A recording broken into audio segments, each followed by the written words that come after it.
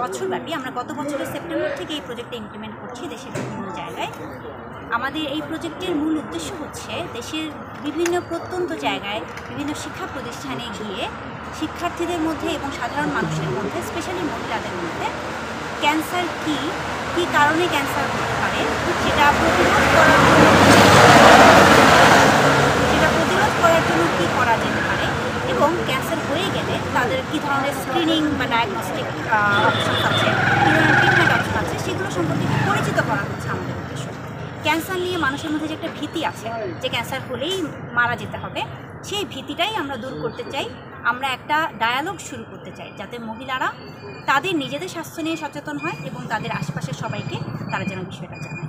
আমরা গত সেপ্টেম্বর থেকে এটা নিয়ে কাজ করছি। আমাদের এই সেপ্টেম্বরে ঢাকা বিশ্ববিদ্যালয়ে একটি কনফারেন্স আছে, এই কনফারেন্সের মাধ্যমে প্রজেক্টটা শেষ হবে। আমাদের দেশ জুড়ে যে প্রোগ্রাম বিভিন্ন জায়গায় গিয়ে আমরা করছিলাম সেটার আজকেই শেষ। আমরা আশা করছি ভবিষ্যতে এই প্রজেক্টকে আমরা আরও বড় করবো। আমাদের অলরেডি একটা সংগঠন আছে CEAB বা ক্যান্সার এডুকেশন অ্যাওয়ারনেস বাংলাদেশ নামে, এইটা এবং CCRT Bangladesh cancer care and research trust, এদের মাধ্যমে আমরা চাই এই প্রজেক্টটাকে আরও বড় করে রাখতে, আরও দেশের বিভিন্ন জায়গায় আমরা যাতে এই কাজগুলো চালিয়ে যেতে পারি। প্রজেক্ট অফিসিয়ালি এই বছর শেষ হয়ে যাবে। আমরা চাই কার্যক্রমগুলো আমরা আরও কন্টিনিউ। ম্যাম, একটু যদি ছোট্ট করে বলতেন যে মূল মেসেজটা আসলে কি, বা একেবারে সারমর্ম করে যে আসলে কি ধরনের সতর্কতার কথা বলছেন আপনারা, কি ধরনের সাইন্স অ্যান্ড সিমটমস দেখে একটা মানুষ বুঝতে পারবে যে তার ক্যান্সার হতে পারে। তার মানে এই যে নানান রকম ক্যান্সার আছে, নানান রকম ক্যান্সারের কি ধরনের উপসর্গ দেখা যেতে পারে, কি উপসর্গ দেখে সে বুঝতে পারবে, তার আসলে টেস্ট করানো দরকার, তার ডায়াগনোসিসে যাওয়া দরকার এবং ফাইনালি তার ট্রিটমেন্ট অপশন কি আছে সেগুলো নিয়ে আমরা পাই। মূলত 1997 থেকে হাসপাতাল ভোলাতে এই সকল মানুষের জন্য সেবা প্রদান করে আসছে ছোট্ট একটি হাসপাতাল।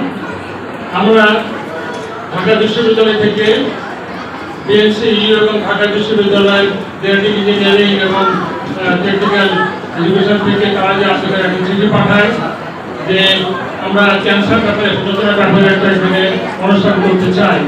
সেটা আমি সাথে গ্রহণ করি। আমার এলাকার লোকের প্রয়োজন অনুভব করে আমি জানি যে আমার এলাকার লোকদের চিকিৎসা ব্যাপারে অত অভিজ্ঞতা নাই এবং আমাদের এখানে লোকজন আসলে তাদের তো অনুষ্ঠান ছিল বিশেষ করে মহিলাদের জন্য। আমার প্রথমে চিন্তা ছিল যে মহিলারা এতে রাজি হবেন কিনা, কিন্তু দেখা গেছে যে মহিলার মধ্যে একটু অভূতপূর্ব সাড়া পাওয়া গেছে এবং তারা সবাই এই প্রোগ্রামের জন্য অংশগ্রহণ করার জন্য উদ্গ্রীব ছিল এবং তারা অনেকে আসতে চেয়েছে। আজকে প্রায় এই 250-300 জন মহিলা এখানে হাজির হয়েছে, 300 মতো। এটা সত্যি একটা অভূতপূর্ব সাড়া যে সবার মধ্যে স্বাস্থ্য সচেতনতা বোধটা আছে, তারা চিন্তা করছে যে এই ধরনের জাতীয় প্রোগ্রাম এবং আরো অন্য যখন যেটা আমরা পাই। আমি সেজন্য আজকে ঢাকা থেকে যারা অতিথি আসেন তাদেরকে কৃতজ্ঞতা প্রকাশ করছি ভলান্টিয়ার পক্ষ থেকে। আমাদের সাংবাদিক ভাইয়েরা যত দূর থেকে খবরটা পেয়ে ছুটে এসছেন আমাদের সংবাদ দেওয়ার জন্য, এজন্য তাদের প্রতি আমাদের কৃতজ্ঞতা এবং ধন্যবাদ জ্ঞাপন করছি। এই অনুষ্ঠান বাংলাদেশের বিভিন্ন অঞ্চলের মানুষকে জানাচ্ছি যে ক্যান্সার মরণ ব্যাধি না, ক্যান্সার অনেক কঠিন কোন অসুখ না যদি ক্যান্সারকে আমরা আগে ধরতে জানি। আমরা বলি যে ক্যান্সারের ব্যবস্থাপনা বা চিকিৎসার সবচেয়ে গোড়ার কথা হচ্ছে ক্যান্সারকে তার আর্লি স্টেজ বা একদম সূচনায় ধরে রাখা। আমাদের এই কার্যক্রমের উদ্দেশ্য হচ্ছে আমাদের সাধারণ মানুষকে, জনসাধারণকে সচেতন করা যে কি কি লক্ষণ দেখে তারা এই উপসর্গগুলো লক্ষণগুলো বুঝতে পারবেন, যাতে ক্যান্সারকে তারা সহজেই ধরতে পারেন এবং ডাক্তারের কাছে যান, চিকিৎসা সরবরাহ হন। একই সাথে আমরা চেষ্টা করছি দেশের বিভিন্ন অঞ্চলের যেসব প্রতিষ্ঠান আছে তাদের সাথেও একটা সম্পর্ক তৈরি করার। আজকে ডাইসিন গ্রুপ আমাদেরকে যে সহযোগিতা করলেন তার মধ্য দিয়ে আপনাদের এই অঞ্চলের সকলের সাথে একটা চমৎকার সম্পর্ক তৈরি হলো। আমরা তাদের কাছে কৃতজ্ঞতা জানাই, ধন্যবাদ জানাই। আশা করছি যে এই সহযোগিতা আরো বজায় থাকতে পারে, এই অঞ্চলের মানুষের জন্য আরো একসাথে কাজ করতে পারবে।